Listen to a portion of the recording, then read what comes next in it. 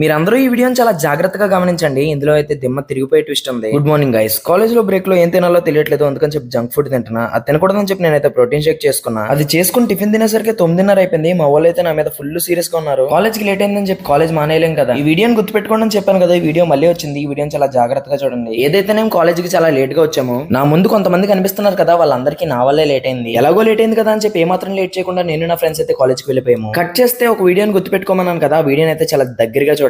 నా ID card దారిలోనే ఎక్కడో ఎగిరిపోయింది. అదేమో సార్కి చెప్తే వీళ్ళు ఐడెంటిటీ కార్డ్ వెతుక్కొని రా అని చెప్పారు. అందుకని చెప్పి నా ప్రయాణం స్టార్ట్ చేశాను. నా బాధ ఐడి కార్డ్ పోయినందుకు కూడా కాదు, అందులో నేను దొంగ కోడ్లు పట్టుకునే వాళ్ళు ఉంటాను. అది నాకు దొరకపోయినా పర్లేదు, ఎవరికి దొరకపోతే చాలు. జోక్స్ పక్కన పెడితే ఎండలో గంట సేపు నేను నా ఐడి కార్డ్ కోసం వెతుక్కున్నాను. బయట దొరకలేదని చెప్పి ఇంట్లో ఉంటదేమో అనుకుని ఇంట్లో కూడా వెళ్ళిపోయాను. ఒకటి కాదు రెండు కాదు, ఇంట్లో నేను వెతకని చోటంటూ లేదు. నిరాశతో ఏమీ చేయలేక నేనైతే కాలేజ్ కి అయితే స్టార్ట్ అయిపోయాను. అంతసేపు ఎండలో తిరిగి కలిసిపోయినని చెప్పి నేను వెళ్ళగానే ప్రోటీన్ షేక్ తాగేశాను. రోజులాగే పేరెంటాలకు కూర్చున్నట్టు నేను నా ఫ్రెండ్స్ అయితే భోజనం తినేసాము. ఎండ వర్షం కలిపి పడితే రెయిన్బో రావడం చూసాను, కానీ ఫస్ట్ టైం అయితే ఎండ వల్లే రెయిన్బో వచ్చింది. రెయిన్బో అయితే మబ్బుల వెనకాల చాలా అందంగా ఉంది. క్లైమేట్ బాగుంది కదా అని చెప్పి నేను నా ఫ్రెండ్స్ బీచ్ కి స్టార్ట్ అయిపోయాము. దారిలో మాయలు ఉన్నారని చెప్పి యూటర్న్ తీసుకుని ఇంటికి వెళ్ళిపోయాము. రాత్రికి సరదాగా షికార్కి వచ్చేసి నేనైతే లైట్ డైట్ తినాలని చెప్పి నా చేతితో నేను చపాతీలు అయితే తయారు చేసుకున్నా. ఇది బటర్ఫ్లై లా వచ్చింది. అసలు నా ఐడి కార్డ్కి ఏమైందో రేపటి వీడియోలో చెప్పేస్తా, మీరు ఫాలో చేసేయండి మావా.